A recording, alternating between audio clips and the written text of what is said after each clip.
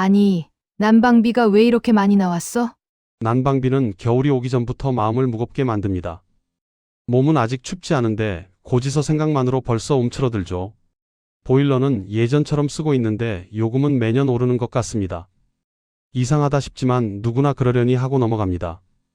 하지만 원인은 생각보다 단순합니다. 보일러를 얼마나 오래 켰느냐보다 어떻게 사용했느냐가 훨씬 더 중요합니다. 특히 많은 분들이 매일 누르면서도 제대로 뜻을 모르는 버튼이 있는데 이 기능 하나만 올바르게 알고 쓰면 난방비와 생활이 달라집니다. 안녕하세요. 생활정보 전도사 이정훈입니다. 제가 오늘 드릴 이야기는 절약만을 위한 게 아닙니다. 따뜻함을 지키면서도 돈이 빠져나가는 걸 막는 방법입니다. 어르신들께 불편하지 않은 난방법, 몸도 따뜻하고 지갑도 편안해지는 사용법입니다. 이 방송을 듣고 나면 같은 보일러를 써도 난방비가 체감적으로 변하는 걸 느끼실 겁니다. 지금 머릿속으로 보일러 조절기를 떠올려 보시겠습니까? 보통 벽에 작은 상자처럼 붙어 있을 겁니다. 켜져 있는 글자가 무엇인지 한번 생각해 보세요. 실내라고 되어 있을 수도 있고 온돌이라고 되어 있을 수도 있죠. 대부분 그걸 눌러도 무슨 차이가 있는지 몰라서 그냥 켜져 있던 대로 쓰십니다. 그런데 이 선택 하나가 난방비를 가장 크게 바꾸는 요소입니다. 진짜로 있었던 일입니다. 상담했던 가정 중에 방이 늘 시원치 않은 집이 있었습니다. 보일러는 하루에 거의 10시간씩 돌고 있었는데 난방비는 38만 원이 나왔고 어르신은 너무 추워서 옷을 여러 겹 껴입고 계셨습니다. 그 집에서 바꾼 거라곤 모두 한 가지였습니다. 실내에서 온돌로 바꾼 뒤 난방 시간은 줄고 그 다음 달에는 난방비가 약 19만 원으로 떨어졌습니다. 보일러는 그대로고 집도 그대로였습니다. 버튼 하나만 달라졌습니다. 왜 이런 차이가 날까요?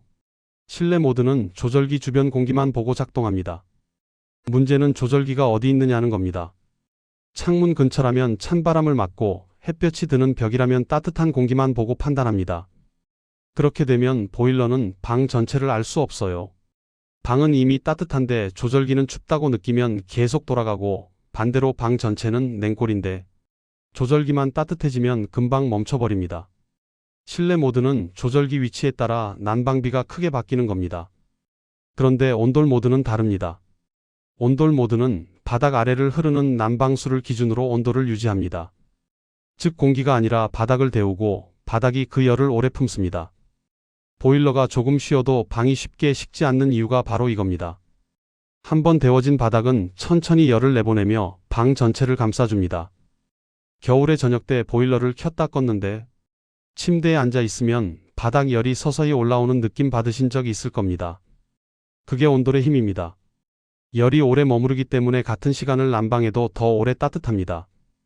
특히 오래된 집이나 창틀이 조금이라도 새어 들어오는 집이라면 실내 모드보다 온돌 모드를 쓰는 게 훨씬 안정적입니다. 바람이 살짝 들어오는 집에서 공기만 데우면 금세 식어버립니다.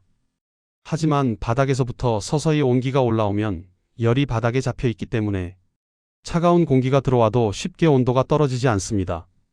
그래서 지금 듣고 계신 분들은 방송 끝나고 꼭 조절기 불이 어디 들어와 있는지 확인하시기 바랍니다. 만약 실내로 되어 있다면 온돌로 바꾸는 것만으로도 난방비가 달라질 수 있습니다. 이제 또 하나의 버튼 이야기를 해보겠습니다. 외출이라고 적힌 버튼입니다. 어르신들이 습관적으로 누르시는 기능입니다. 집을 비울 때 보일러를 끄기 아까우니 외출을 누르고 나가십니다. 이게 절약이라고 생각하고 누르시죠. 그런데 이 기능은 절약 기능이 아닙니다. 외출은 보일러가 얼거나 배관이 손상되지 않도록 지켜주는 비상 기능입니다. 즉 장시간 집을 비울 때만 쓰는 기능입니다. 짧게 외출할 때는 거의 작동하지도 않고 켜나 마나 한 상태가 됩니다. 문제는 짧은 외출 동안 집이 식어버리는 겁니다. 집이 차갑게 굳어버리면 돌아왔을 때 보일러가 아주 강하게 오래 돌아가야 다시 따뜻해집니다. 냉동실에서 바로 꺼낸 고기를 불에 올리는 것과 같아요. 겉만 데워지고 속은 아직 차가우니 불을 오래 계속 써야 합니다. 이 시간이 바로 난방비가 폭발하는 시간입니다. 그래서 짧게 외출하실 때는 보일러를 완전히 끄지도 말고 외출도 누르지 말고 온도를 조금 낮춰두는 게 훨씬 좋습니다. 숨만 쉬게 식지 않게 놔두는 겁니다. 실제로 맞벌이 부부 한 집이 있었습니다. 아침에 보일러를 끄고 출근했다가 저녁에 돌아오면 집이 냉골이어서 온도를 최고로 올려서 밤새 데우곤 했습니다. 난방비가 30만 원이 넘었고 추워서 고생도 했습니다. 그 집에는 예약 기능을 추천했습니다. 완전히 끄지 않고 일정 간격으로 살짝만 돌려주는 기능입니다. 그랬더니 난방비가 약 22만 원으로 줄었습니다. 집에 돌아왔을 때 바닥이 완전히 차갑지 않았기 때문에 보일러가 과하게 돌아갈 필요가 없었죠. 이제 온수 이야기를 해보겠습니다. 겨울만 되면 온수 온도를 최대로 올려두고 사용하시는 분들이 많습니다. 차가운 물이 나올까봐 걱정돼서 미리 올려두는 습관입니다. 그런데 막상 샤워할 때는 뜨거워서 찬물을 섞어서 사용하시죠. 이게 낭비의 또 다른 핵심입니다. 보일러는 물을 뜨겁게 만들기 위해 가스를 많이 쓰고 우리는 그 뜨거운 물을 식혀서 사용합니다. 끓여놓고 식혀 먹는 것과 같습니다. 온수는 손으로 만져서 편안하다고 느껴지는 정도면 충분합니다. 뜨거워서 손을 얼른 뗄 정도가 될 필요는 없어요.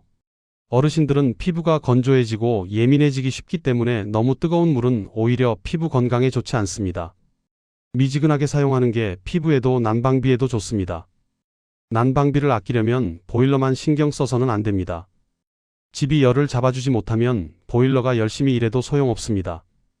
문틈이나 창틈에서 바람이 들어오면 난방비가 눈에 보이지 않게 새어나갑니다. 문풍지를 붙이는 것만으로도 방 안 온도가 빨리 떨어지지 않습니다. 두꺼운 커튼은 벽 역할을 합니다. 밤에 들어오는 냉기를 막아주는 옷과 같아요.